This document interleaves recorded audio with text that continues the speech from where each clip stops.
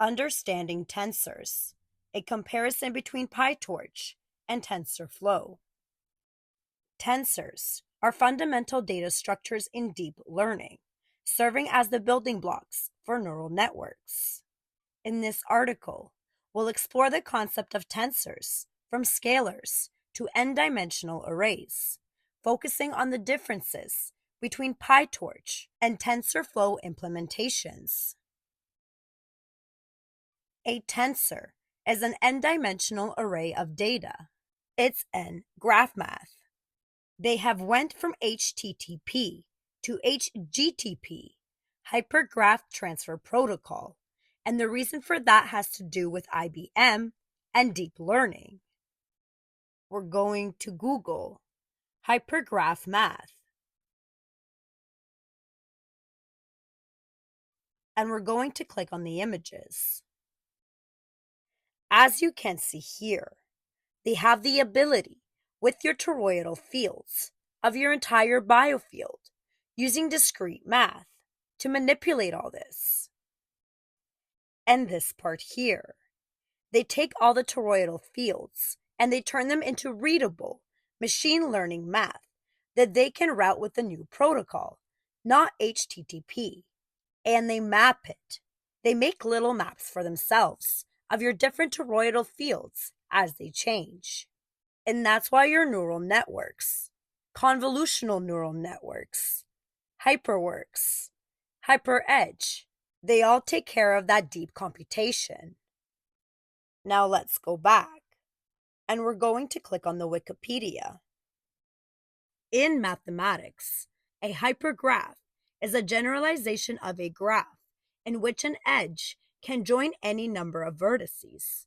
In contrast, in an ordinary graph, an edge connects exactly two vertices. Formally, a directed hypergraph is a pair XE, where X is a set of elements called nodes, vertices, points, or elements, and E is a set of pairs of subset of X. You can see it from the picture over here. That is what they are able to manipulate at a tiny scale. Now let's go over here, and we're going to read Hypergraph, an uncertain hypergraph representation learning theory and methods. With the advent of big data and the information age, the data magnitude of various complex networks is growing rapidly. The Internet of Everything. Many real-life situations cannot be portrayed by ordinary networks, while hypergraphs have the ability to describe and characterize higher-order relationships. Hypergraphs can characterize higher-order relationships more easily in the machine learning and the optogenetic wireless, which have attracted extensive attention from academia and industry in recent years.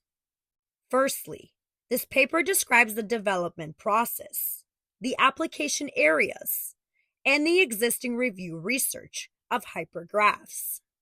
Secondly, introduce the theory of hypergraphs briefly. Then, compare the learning methods of ordinary graphs and hypergraphs from three aspects. Matrix decomposition.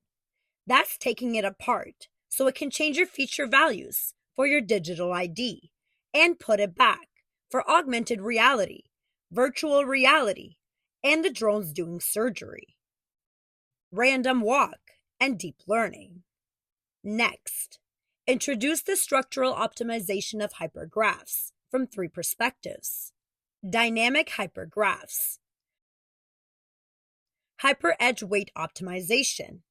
That has to do with prioritizing the data.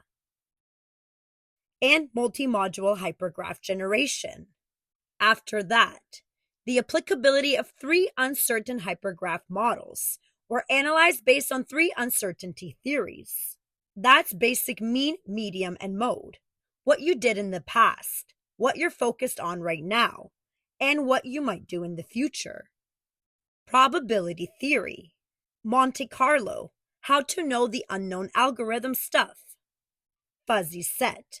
Fuzzy logic, signals, and noise. Hiding signals and noise. Messages in noise. And rough set. Finally, the future research directions of hypergraphs and uncertain hypergraphs were prospected. Here is Figure 1. Statistics of research papers related to hypergraphs from 1970 to 2021. With the advent of the information age, people's lives have become integrated with communication and information resources, and human society has evolved from the era of simple network relationships to the era of complex networks, where multiple networks interact and integrate.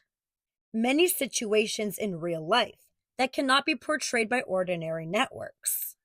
However, hypergraphs can describe and represent the interactions between nodes well and show various information in nodes clearly.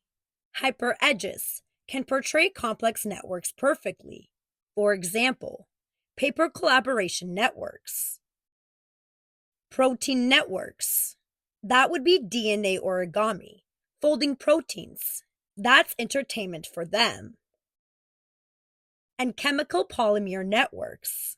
Biosensors that have extended biosensors, wireless sensor networks, air molecules that are very quick because they connect with those polymers and the topology of the nano and their cyber nano interface.